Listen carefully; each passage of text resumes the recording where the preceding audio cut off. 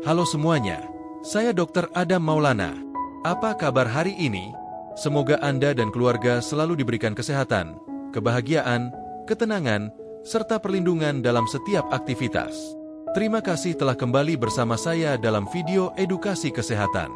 Pada kesempatan kali ini, kita akan membahas salah satu jenis tinnitus yang cukup menarik untuk dipahami, yaitu tinnitus somatik. Kondisi ini berbeda dari tinnitus yang hanya berkaitan dengan sistem pendengaran, karena pada sebagian orang, sensasi bunyi di telinga dapat memiliki hubungan dengan gerakan tubuh, posisi kepala dan leher, sentuhan, atau aktivitas otot tertentu. Tinnitus sendiri merupakan persepsi terhadap bunyi seperti denging, desisan, siulan, atau suara lain tanpa adanya sumber suara eksternal yang sesuai.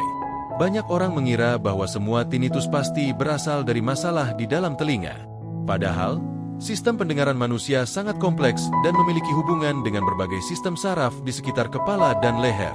Pada tinnitus somatik, seseorang dapat menyadari bahwa karakter atau intensitas bunyi tertentu berubah ketika melakukan gerakan fisik tertentu. Misalnya, bunyi terasa berbeda ketika kepala diputar, rahang digerakkan, leher ditegangkan, atau posisi tubuh diubah.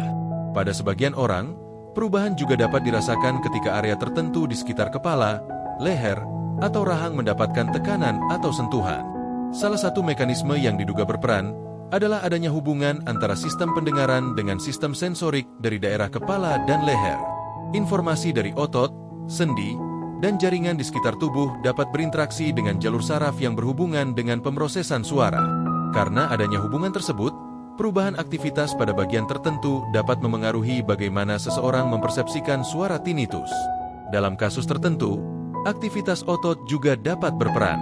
Misalnya, kontraksi atau gerakan otot yang tidak biasa di sekitar telinga, rahang, atau leher dapat menyebabkan sensasi suara tertentu. Namun, kita tidak boleh langsung menyimpulkan bahwa setiap tinnitus yang berubah saat bergerak pasti disebabkan oleh kejang otot. Dibutuhkan pemeriksaan untuk mengetahui mekanisme yang sebenarnya. Bayangkan seseorang yang mengatakan, "Dokter, ketika saya menoleh ke kiri, bunyi di telinga saya berubah. Ketika rahang saya bergerak, suara tersebut juga terasa berbeda." Keluhan seperti ini dapat menjadi informasi penting bagi dokter.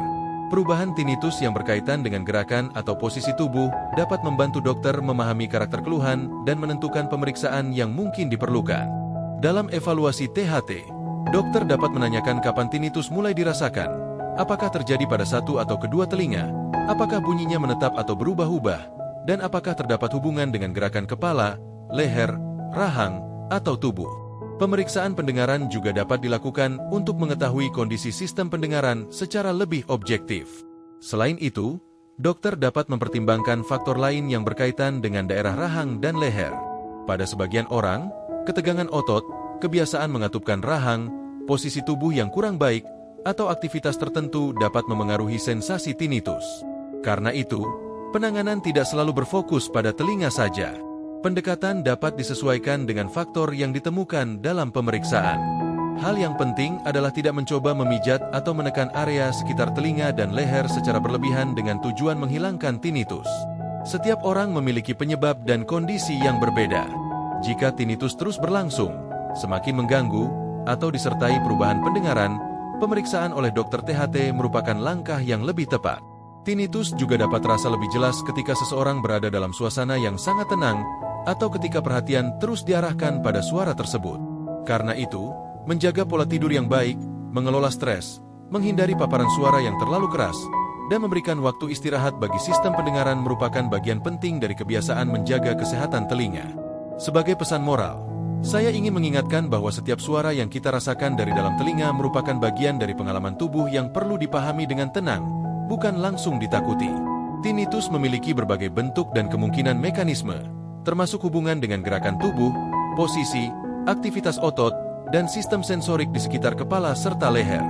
Jangan melakukan diagnosis sendiri, hanya berdasarkan informasi dari internet. Perhatikan perubahan yang terjadi pada tubuh Anda dan konsultasikan kepada tenaga medis apabila keluhan menetap atau mengganggu aktivitas sehari-hari. Menjaga kesehatan telinga berarti juga memahami hubungan antara telinga, saraf, otot, dan seluruh tubuh. Dengan pengetahuan yang benar dan pemeriksaan yang tepat, kita dapat mengambil keputusan yang lebih bijaksana untuk menjaga pendengaran dan kualitas hidup.